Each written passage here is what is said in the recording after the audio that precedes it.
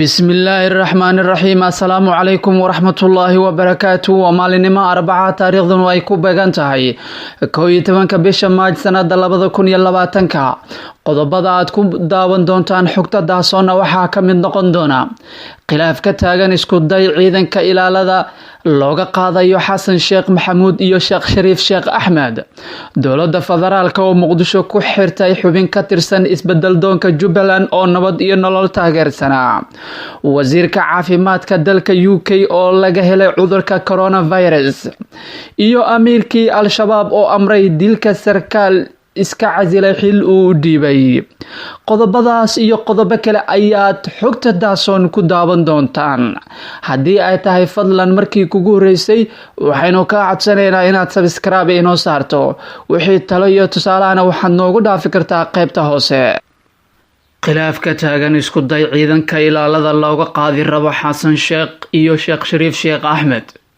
dhowrkii maalmood ee lasoo dhaafay waxaa dood culus ka taagan tahay amar lagu bixiyey ciidanka ilaalada ah laga qaado madaxweynayaashii hore ee Soomaaliya xasan sheekh maxamuud iyo sheekh shariif sheekh axmed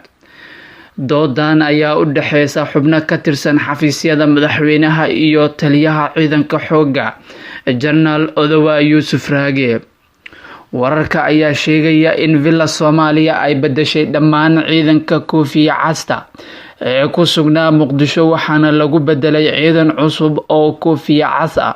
halka kuwii hore loo wareejiyay gobolada dalka gaar ahaan Shabeellada Hoose ciidamada ilaaliya madaxweynaha Soomaaliya oo dhalasho ahaan u badnaa beesha Hiirshabeelle iyo Galmudug ayaa haatan aad loogu yareeyay tirada ka joogta madaxtooyada waxaana ku badan ciidamada ka soo jeeda koonfur galbeed iyo Gado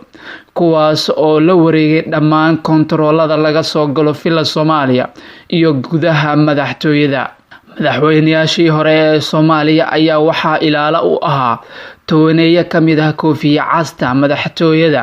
waxaana hadda amar lagu bixiyay in laga bedelo laguna wareejiyo ciidan cusub oo tiro ahaan aad uga yar sidoo kalena aysan heeb ahaan islahayn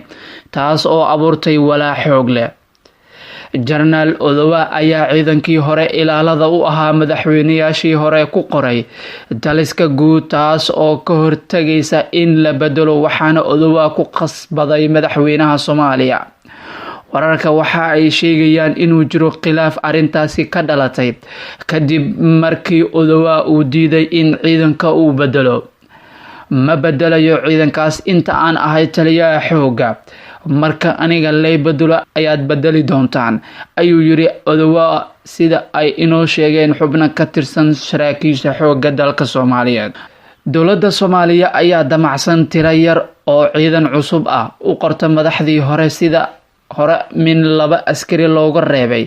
xildhibaanada baarlamaanka Soomaaliya oo ilaa haatan muujinaya walaac iyo cabsi xoog leh Villa Soomaaliya ayaa cadaadis dhanka ammaanka ah saartay dhammaan mucaaradka waxaana ay ka reebtay ciidanka ilaalada u ahaa halka qaarkoodna aad looga yareeyay tirada ciidanka ilaalada taas oo abuurtay xaalad cabsi ah oo aad u ballaaran dowladda federaalka oo Muqdisho ku xirtay xubin ka tirsan isbedel doonka Jubbaland oo nabad iyo nolol taageersanaa Ibraahim Aadan Cabdikariin oo kamid ah xildhibaanada garabka isbedel doonka Jubbaland ee uu hogaaminayo Cabdirashiid Xidig ayaa sheegay in uu xabsi guri ku yahay magaalada Muqdisho kadib markii maanta lagala haray diyaarad u socotay gobolka Gado Ibraahim oo u waramay idaacadda kulmiye ee magaalada Muqdisho ayaa sheegay in ay is-hortaag lagu sameeyay oo salka uu ku hayo arrimo qabiil sida uu hadalka u dhigay maadaama sida uu sheegay uu si buuxda u taageersanaa isbedelada siyaasadeed ee dowladda ay ka wado Jubbaland dadka Soomaaliyeed waxaan u sheegayaa in aan ka mid ahaa dadka taageersanaa dhaqdhaqaaqyada ay dowladda ka wado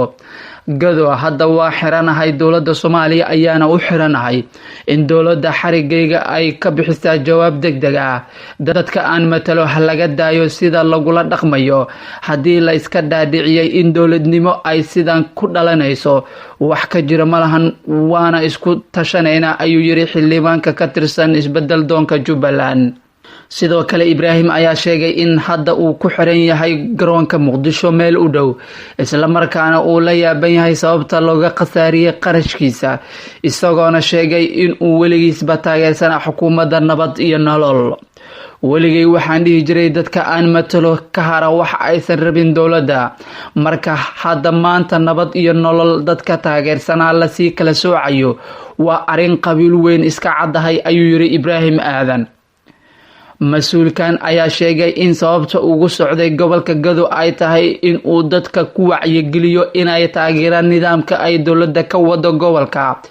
isla markaana laga hor yimaado dadka uu ku tilmaamay dowladdiid waa sida uu hadalka u dhigay. wasiirka caafimaadka UK uu ku dhacay cudurka coronavirus.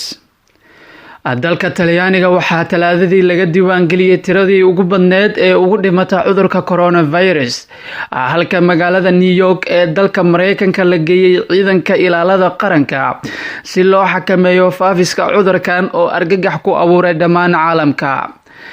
dalka ugu daran dhanka Yurub ee uu xanuunkan haleeyay oo ah Talyaaniga ayaa maalinnimadii Talaadada ahayd dhimashadu ay gaartay guud ahaan wadanka ilaa iyo 631 qof, waxaana la joojiyay dhammaan isu imaadyadii isboortiga, dhaqanka iyo siyaasadda. dalka Ingiriiska wasiirka caafimaadka haweenka la yiraahdo Nadia Dorius ayaa sheegtay in cudurka coronavirus ku dhacay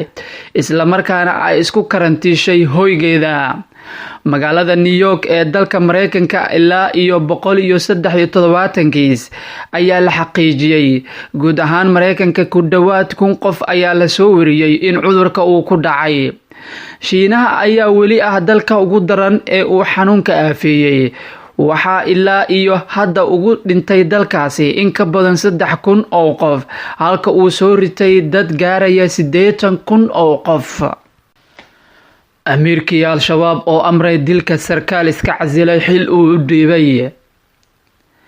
hay-adda nabad sugidda iyo sirdoonka Soomaaliya ayaa shaaca ka qaaday in Al-Shabaab ay dil iyo xarig kula kacday saraakiil ka tirsan. qoraal lagu daawacay barta Twitter-ka ee NISA ayaa lagu sheegay in Axmed Diiriye Abu Cubeyd, hogaamiyaha xogaga gacansaarka la leh ee Al-Qaacida, uu amray tallaabooyinkaas. bayaanka ka kooban 39 xaraf ayaa intaasi ku daray in la togtay Muuse Macalin, madaxii amniyaadka kooxda ee gobolka Banaadir ee ururka Al-Shabaab, oo ay sheegtay inuu xilkaasi iska casilay dhawaan. war-saxaafadeedka ayaa lagu xusay in sidoo kale xabsi loo taxaabay Cumar Maxamed oo ay ku qeexday inuu ahaa madaxa howlgelinta amniyaadka ee Al-Shabaab ee isla gobolka.